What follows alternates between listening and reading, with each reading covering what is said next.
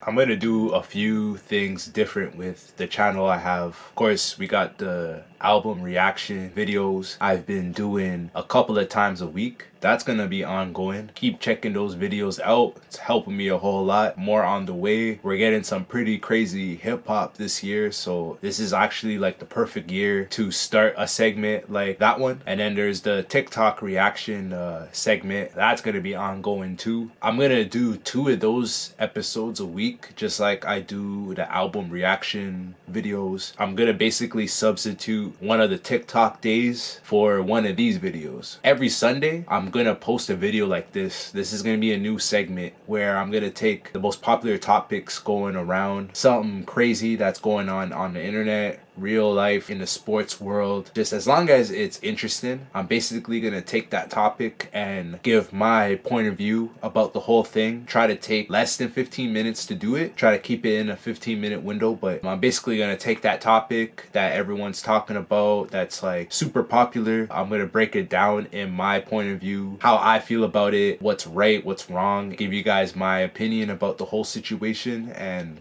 basically it. I don't know, I think it's just like a better idea to make my content a little more diverse in terms of the style of segments that you're getting. That's like a huge part of why I want to do it. Yo, there's been a lot of crazy things happening on the internet and in the world that's like on my mind and super interesting to talk about. So I thought it'd be a good idea to start a segment where I'm going over that topic for like 15 minutes, giving you guys just my point of view. This one is on Drake's 100 gigabyte drop. Of course, you guys already know about the whole battle between Drake and Kendrick Lamar. Super historic battle, probably the greatest battle in hip-hop history. It might go down as that. It got the whole world's attention, you know, like I mean, a little bit of me thought that this would be like the biggest battle in history and like everybody's gonna pay attention to it and all of that, but I didn't think every track was gonna hit like 20+ million views on YouTube. Like, I didn't think this battle was gonna be that famous, and it did, man. And it's like, it's a cool thing on both sides, Kendrick Lamar's side and Drake's side. The fact that these two guys were able to exchange diss track for diss track and get the whole world involved with it. You know what I'm saying? Like, this is hip hop, man. I thought like hip hop wasn't the biggest genre in the world, right? You know, it makes you wonder. It's really cool to see as a hip hop head growing up, to see where hip hop came from and where it's at right now. I think the sound of hip hop changing is definitely a positive thing more than a negative thing. It's always cool to see something evolve and change and, you know, get different opinions and aspects of life from like different artists, new artists,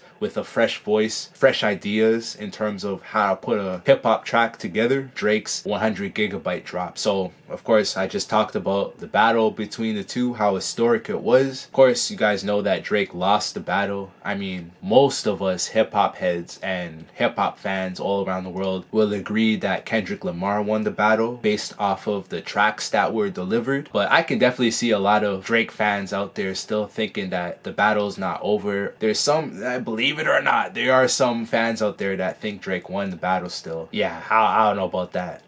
Coming from a dude that's from the GTA, I grew up in the GTA. I'll actually give you guys the origin story of like how I found out about Drake before I talk about the 100 gigabytes. And this isn't a video to like give flowers to Drake on his accomplishments over the years and his career, you know, like even though he does deserve that, I just wanted to make this video because it seems like there's a lot of Drake haters out there, especially after this battle between Kendrick and Drake. It's almost like Kendrick magically made a lot of people who used to like Drake kind of turn against him with this whole battle. Seems like there's just a large amount of people come out of nowhere just hating on Drake. I mean, there's always been hate towards Drake even before the battle. So I kind of want to break down why it's like easy to hate on Drake. Go over his career, his accomplishments. I want to pick apart this whole situation, the aftermath of the battle, just the things that were said in the battle, and just that whole thing. The origin story of how I found out about Drake is pretty interesting. So I think I was in high school, and I think this was like 14. I think I was like 15 or 14 years old around this time, and me and my family, like my mom and all that, we were moving, and one of my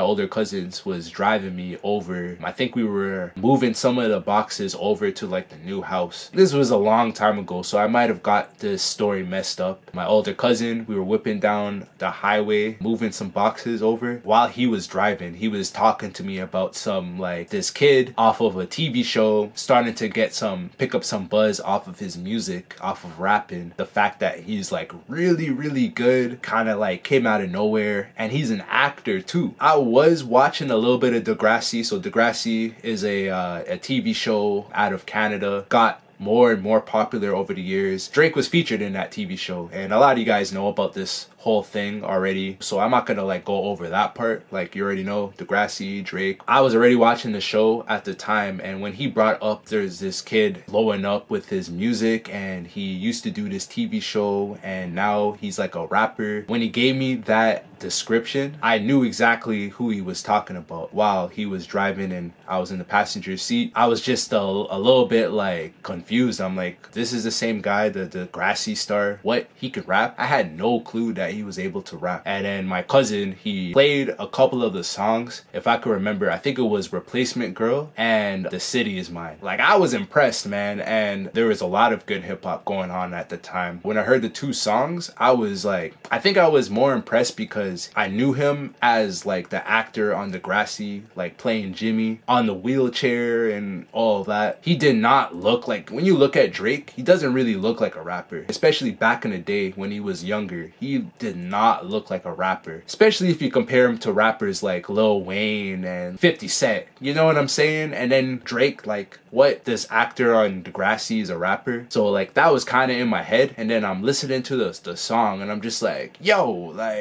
this guy's kind of sick, bro. Like, before he played the song, I thought the songs were gonna be horrible. Yo, like, how is this Canadian actor like gonna be a good rapper? Like, you know what I mean? You just kind of like think your head, how is an actor gonna just start rapping?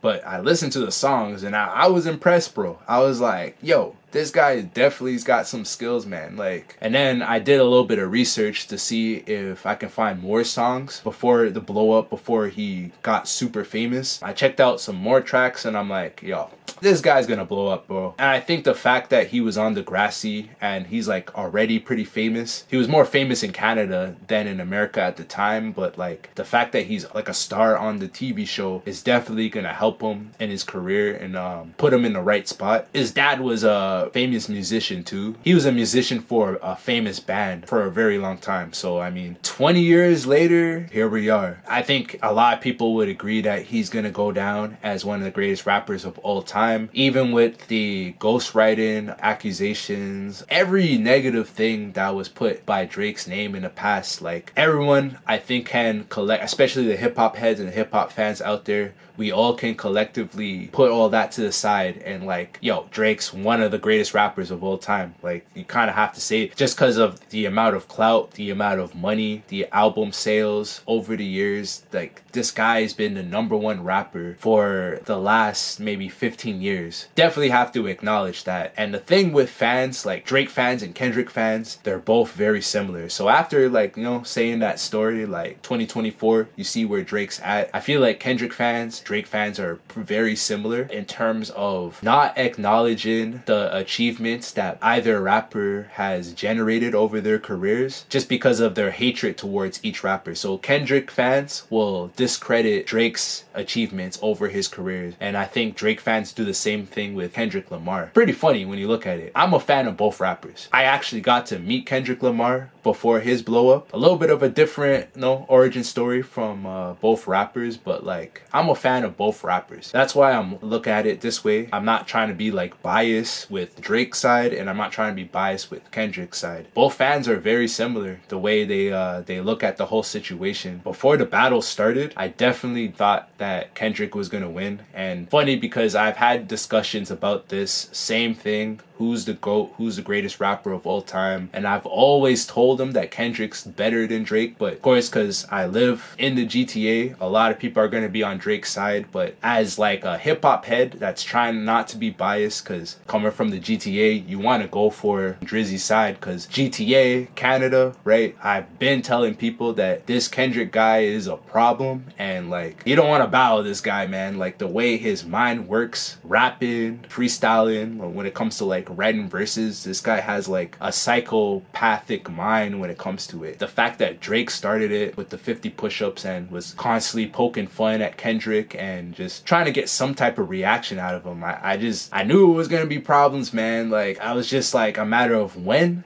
But as soon as Kendrick responded back with that Euphoria track, I thought it was a wrap for Drake. Just a bit. I mean, like, I knew he was good enough to come back, but like, I think when Drake started to bring up the family and like the fiance, and I thought Kendrick was gonna go like Super Saiyan mode, real talks. But Kendrick Lamar did win the battle based off of comments on videos, other rappers doing interviews talking about the whole thing. Most of them say Kendrick Lamar won the battle. I'll go with that with this video. I think Drake is skilled enough to either come back or actually beat Kendrick. I think the biggest thing is that Kendrick took it a lot more serious than Drake. If he took it as serious as Kendrick Lamar, it would have been a lot more interesting. If he was like pushed emotionally to like really compete with this guy, which I think is the actual greatest rapper of all time, Drake would have made it a lot more interesting. He has the skills to do that, and I think a lot of people forget about that. Brings me to the point why it's sort of hard to root for Drake and why he has so much haters and so much hatred towards Drake. It's hard to root for Drake, I think, because he's been rich, I think, most of his life. Even before becoming a superstar rapper, I think he had like money. He was on the TV show Degrassi, so he's like, he gets all the girls. Like, almost every girl loves Drake. Even before the battle, Drake had a little more fans and people were more on his side. And I think a lot of other rappers and a lot of other dudes will get jealous of that. I think there's a lot of jealousy towards Drake. He's the richest rapper. The numbers that he generates, selling out like tours and shows, like just being on Instagram, doing like all the pictures. He makes it kind of tough to root for when he does all of that stuff. You want him to just be a rapper. He's versatile. He's also an R&B singer. He makes a lot of pop songs. He's kind of like a pop star too. It makes it difficult to root for a rapper like that when they represent all these different things. And then you look at Kendrick Lamar, it's just kind of like he's just a straight up lyricist. You can almost look at him as like more of a boring rapper compared to Drake. It's a little easier to root for a rapper like Kendrick because of what he represents. And I think that's the biggest reason why, it's not why he lost the battle, but why he's getting all this hatred after the battle. Why Kendrick was able to turn a lot of fans against Drake. Because I feel like that's what he did essentially. I think before the battle, it was kind of even. Drake had his fans, Kendrick had his fans. In fact, I think Drake had a little more fans than Kendrick before the battle. It's like what Kendrick said sort of made everyone turn against Drake. He put so many rappers on. His name is just everywhere. Like, you know what I mean? Billboards, you can sell out tours, all of that. You know what I mean? It gets into a lot of rappers and a lot of people's heads, especially dudes. That's what I'm saying. Because there's still a lot of people that root for Drake. Even after everything that's happened, there's still a lot of people from the GTA that's going to be on Drake's side. It's just how I view it. That's why I think Drake gets a lot of backlash over the years. Finally, somebody took out the king. You know what I mean? Kendrick, we get this Kendrick guy, the quiet guy that's more poetic, more about the raps and more of a lyricist. We get a guy like that come out of nowhere and take Drake out basically, and then now everyone's sort of celebrating that. So I think the 100 gigabyte drop that Drake made was pretty interesting, and it sort of just made me think about this whole thing, you know, like the main thing that made me want to make a video like this. Drake deserves the flowers, but because of who Drake is, over the years he makes it so tough for that to happen. He makes it really hard to like root for and, you know, care about, and dropping this 100 gigabyte, all that footage of him working on albums and performing, doing rehearsals. It's like part of what I'm basically trying to say, man. It's like he needs to drop an album where he doesn't have anyone featured. It's just him rapping, get some old school producers who can really like make some bangers and just drop the greatest album he's ever put together. I think Drake needs to do that instead of Instagram posts, instead of doing all that crap, man. He needs to put together an album people from Toronto and the GTA can really like stand behind and, you know, do something for his city, bro. Like, just make make like a classic album for Toronto and really show like who you are and what Toronto rappers are about, you know? I think he should do something like that. Apparently he's gonna work with Party Next Door on an album, but do more timestamps too, you know? 6 a.m. in Toronto, 5 a.m. in Texas or whatever. Like, that's all I gotta say for this one, man. I'm gonna try and make another video like this, but with a completely different topic. Stay tuned for that episode. Make sure you guys like, subscribe to the channel. Really appreciate you guys watching the video. I'll be back with some more, man. I'm out. Peace.